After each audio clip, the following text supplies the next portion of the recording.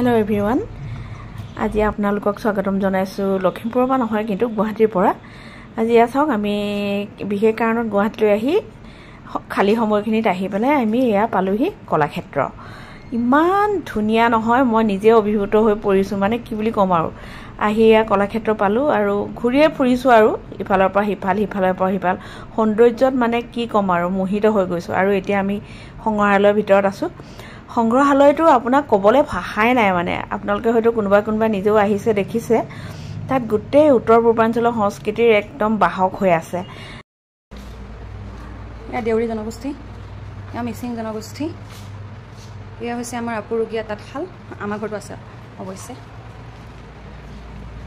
ইয়া হৈছে ৰাভা জনগোষ্ঠী, ইয়া হৈছে তিৱা জনগোষ্ঠী, ইয়া হৈছে ডিমাছাসকল, এয়া হৈছে মাৰ জনগোষ্ঠী আৰু এয়া হৈছে কুকি জনগোষ্ঠী। এয়া হৈছে চিংফসকল, এয়া হৈছে ভেইফে জনগোষ্ঠী, ভেইপে। এয়া হৈছে টাই আইটন, টাই খামচিয়া, টাই ফাকে আৰু টাই টুৰুং জনগোষ্ঠী। এইফালে আছে কাৰ্বি, খেলমা জনগোষ্ঠী, বিয়াতে কমিউনিটি, বিয়াতে আৰু বেইতে আৰু এইফালে জেমিনাগা জনগোষ্ঠী। বাকী এইফালে আছে মণিপুৰ সম্প্ৰদায়ৰ লোক, এয়া হৈছে কাৰ্বি।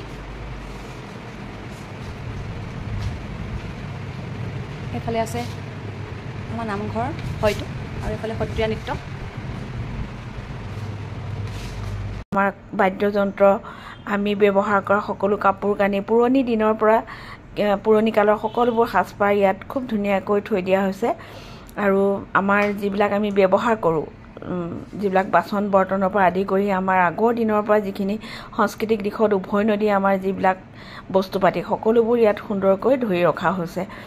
নয়নাভিৰাম দৃশ্য এফালৰ পৰা চাই যাওকচোন এয়া কি সুন্দৰ লাগিছে আৰু লগতে চিত্ৰাংকনো আছে আৰু এয়া আমাৰ মূল এইখন শংকৰদেৱ কলাক্ষেত্ৰৰ হেৰিখন আসনখন তাৰ চাৰিওফালে বিভিন্ন এয়া আমি তাতে আছো আহি পেলাই আইচক্ৰীম খালোহি লাষ্টত আৰু চাহো খাই দিলো আৰু বহুত ভাগৰ লাগিলে এঠাইত বহিলো বাহিৰলৈ ওলাই আহি এখন দুখন ফটো উঠালো আৰু আজিৰ কাৰণে বিদায় লৈছো।